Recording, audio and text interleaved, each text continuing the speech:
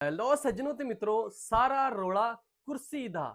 ਤੇ ਕੁਰਸੀ ਦੇ ਰੌਲਿਆਂ ਦੇ ਵਿੱਚ ਇੱਕ ਮੀਟਿੰਗ ਦੇ ਦੌਰਾਨ ਰੌਲਾ ਪੈ ਗਿਆ ਕਿ ਮੈਨੂੰ ਕੁਰਸੀ ਕਿਉਂ ਨਹੀਂ ਦਿੱਤੀ। ਰੌਲਾ ਜਨਾਬ ਕਿੱਥੇ ਪੈਂਦਾ ਹੈ? ਪੀਐਚਐਮਏ ਬਿਲਡਿੰਗ ਦੇ ਵਿੱਚ ਪਾਕਿਸਤਾਨ ਹੌਜ਼ਰੀ ਮੈਨੂਫੈਕਚਰਿੰਗ ਦੀ ਜਰਨਲ ਮੀਟਿੰਗ ਸੀ। ਮੀਟਿੰਗ ਦੇ ਦੌਰਾਨ ਜਨਾਬ ਕੁਝ ਜਿਹੜੇ ਅਹੁਦੇਦਾਰ ਹੁੰਦੇ ਆ ਉਹ ਬਹਿ ਜਾਂਦੇ ਆ ਸਟੇਜ ਤੇ, ਕੁਝ ਨੂੰ ਬਿਠਾ ਦਿੰਦੇ ਆ ਸਾਹਮਣੇ ਕੁਰਸੀਆਂ ਤੇ ਉਹਨਾਂ 'ਚ ਮਜ਼ਦੂਰ ਤਬਕਾ ਵੀ ਕੁਝ ਬੈਠਾ ਹੁੰਦਾ ਵਾ।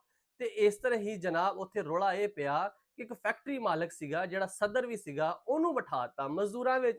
ਉਹਨੇ ਲਾਲਾ ਪਾਤੀ। ਉਹਨੇ ਕਿਹਾ ਜੀ ਮੈਨੂੰ ਕਿਉਂ ਮਜ਼ਦੂਰਾਂ 'ਚ ਬਿਠਾਇਆ ਵਾ? ਤੁਸੀਂ ਆਪੇ ਚੌਧਰੀ ਬਣ ਕੇ ਆਪੇ ਤੁਸੀਂ ਸਟੇਜ ਤੇ ਕੁਰਸੀਆਂ ਲਾ ਕੇ 6-7 ਤੇ ਆਪੇ ਬਹਿ ਜਾਂਦੇ ਜੇ।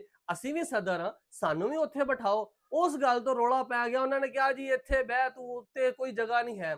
ਉਹਨੇ ਤਪਾਤਾ ਰੌਲਾ। ਉਹਨਾਂ ਨੇ ਦੂਜਿਆਂ ਨੇ ਕਿਹਾ ਤੂੰ ਬਦਮਾਸ਼ੀ ਕਰਦਾ ਵਾ। ਬਸ ਇਹ ਰੌਲੇ ਦੇ ਵਿੱਚ ਪੈਂਦੀ ਪੈਂਦੀ ਗੱਲ ਇੱਥੇ ਤੱਕ ਵੱਧ ਗਈ ਕਿ ਇੱਕ ਦੂਸਰੇ ਨੂੰ ਗਾਲੋ ਗਾਲੀ ਹੋ ਗਏ, ਇੱਕ ਦੂਸਰੇ ਦਾ ਗਿਰੇਬਾਨ ਤਿੱਕਰ ਫੜਨ ਤਿੱਕਰ ਆ ਗਏ।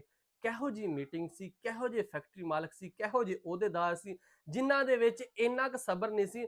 ਅਗਰ ਚਲੋ ਖੈਰ ਸਟੇਜ ਤੇ ਜਗ੍ਹਾ ਨਹੀਂ ਮਿਲੀ ਤੇ ਆਵਾਮ ਦੇ ਵਿੱਚ ਬਹਿ ਗਿਆ, ਉੱਥੇ ਤੇ ਜਗ੍ਹਾ ਹੀ ਥੋੜੀ ਜੀ ਆ, ਜਿਹੜੀ ਜਿੱਥੇ ਮੀਟਿੰਗ ਹੁੰਦੀ ਆ ਉੱਥੇ ਤੇ ਜਗ੍ਹਾ ਹੀ ਥੋੜੀ ਜੀ ਆ, ਉੱਥੇ ਬਿਠਾਤਾ ਤੇ ਚੱਲ ਕੋਈ ਗੱਲ ਨਹੀਂ, ਗੱਲਬਾਤ ਹੀ ਸੁਣਨੀ ਆ, ਇੱਕ ਦੂਜੇ ਨੂੰ ਤੁਸੀਂ ਕਹਾਣੀਆਂ ਹੀ ਪਾਣੀਆਂ ਤੇ ਅਸੀਂ ਇਹ ਕਰ ਦਾਂਗੇ ਤੇ ਉਹ ਕਰ ਦਾਂਗੇ, ਸਬਰ ਨਾਲ ਬਹਿ ਜਾਣਾ ਸੀ। ਲੇਕਿਨ ਖੈਰ ਜਿਹੜੇ ਕਿ ਜਨਾਬ ਅਹੁਦੇਦਾਰ ਸੀ, ਜਨਾਹ ਕਲੋਨੀ ਮਾਰਕੀਟ ਦੇ ਜਿਹੜੇ ਸਦਰ ਸੀ ਨਾ, ਉਹਨਾਂ ਨੇ ਰੌਲਾ ਪਾਇਆ। ਉਹਨਾਂ ਨੇ ਕਿਹਾ ਜੀ ਜੇ ਬਹਿਣਾ ਤੇ ਮੈਂ ਵੀ ਫਿਰ ਸਟੇਜ ਤੇ ਬਹਿਣਾ, ਨਹੀਂ ਤੇ ਮੈਂ ਫਿਰ ਆ ਟੇਬਲ ਤੇ ਬੈਠਾ ਜੇ।